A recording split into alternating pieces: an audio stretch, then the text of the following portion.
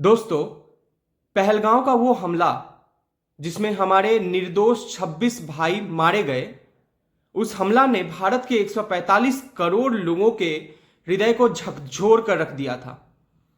दोस्तों, वो भयावह दृश्य अभी भी हमारे मस्तिष्क से जाता नहीं है कि कोई व्यक्ति कैसे किसी व्यक्ति को मार सकता है, बिना किसी कारण के किसी भी निहत्थे व्यक्ति पर वार कर सकता है, बिना किसी कारण के उसका खून बहा सकता है, बिना किसी कारण के।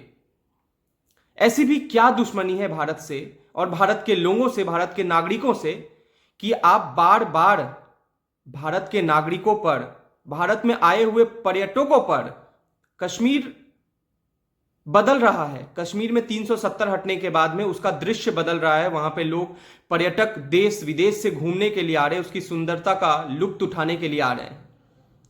लेकिन कश्मीर ना बढ़े, कश्मीर में रेवेन्यू जनरेशन ना हो, कश्मीर में जो लोग आने लगे हैं, जो एक भयावह दृश्य बना हुआ था 370 रहते वक्त, वो बना रहे।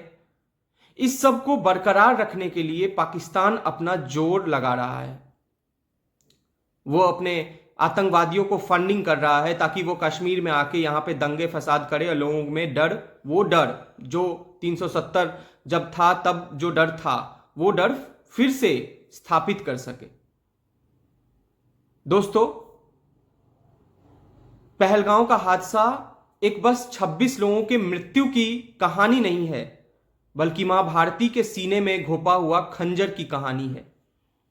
मां भारती के सीने पर उनके ही सपूतों के खून बहाने की कहानी है।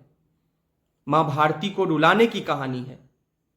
वो बस एक 26 पर्यटकों को पर हमला करने की कहानी नहीं है, बल्कि वो भारत देश को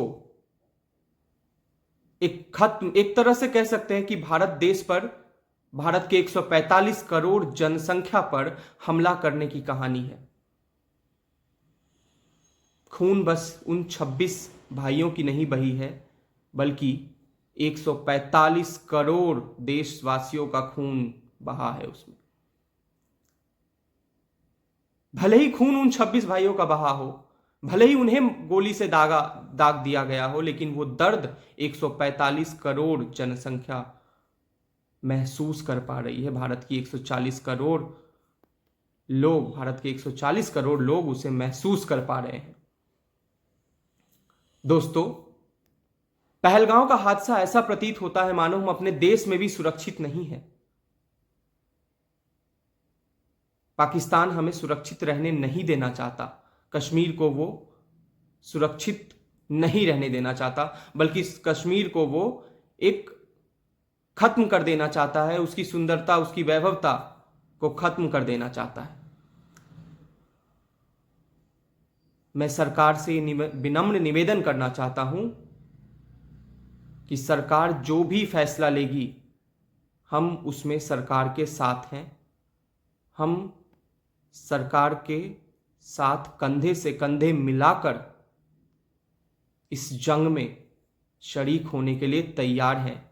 और मुझे लगता है कि भारत देश का 145 करोड़ जनमानव इस युद्ध में, इस संघर्ष में, इस पुण्य कार्य में भारत सरकार के साथ खड़ा होगा।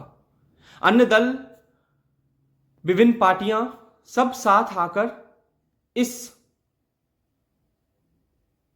समस्या का निदान करें और कर रहे हैं। जहां तक मैं जानता हूं, मैं समाचार पढ़ता हूं, मैं देख रहा हूं कि सब एक साथ आ रहे हैं और सब इस पर अपना विचार विमर्श कर रहे हैं, और करना भी चाहिए, क्योंकि हम एक देश के नागरिक हैं। भले ही हमारी विचारधारा अलग है, लेकिन जब देश की बात आती है तो हमारी विचारधारा एक हो जानी चाहिए, और वो होती हुई दिख रही है। भारत का एक एक बच्चा, भारत का एक एक जनमानव इस विचार पर सहमत होगा कि आज पहलगांव का बदला लेने के लिए हमें भारत सरकार के कंधे से कंधे मिलाकर चलना होगा। मैं इतना ही कहना चाहूंगा कि हमारे घर के मुखिया, भारत सरकार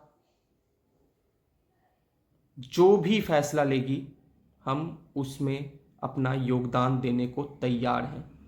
और मुझे लगता है भारत का एक एक बच्चा इसमें योगदान देने योग्य है, क्योंकि हम गलत नहीं हैं, हम पर गलत किया गया। आज माँ भारती हमें पुकार रही है, वो रो रही है, बिलख रही है, क्योंकि उन पर वार किया गया है, उनके निहत्थे बालकों पर वार किया गया है, उनका खून बहाया गया, उनके सीने पर खून बहा दिया गया। कश्मीर की बदलती दृश्य को फिर से ओझल करने की कोशिश की गई है, फिर से भयावह बनाने की कोशिश की गई है। बार बार बार बार कश्मीर पर और कश्मीरियों पर और भारतवासियों पर यह अत्याचार क्यों उनके सीने में खंजर भोंकने की कोशिश की जाती है, और वो भी पाकिस्तानियों द्वारा फंडेड टेररिस्ट द्वारा। यह आतंकवादियों का खात्मा होना ही चाहिए, और इसमें हम भारत सरकार के साथ हैं, थे और रहेंगे। धन्यवाद।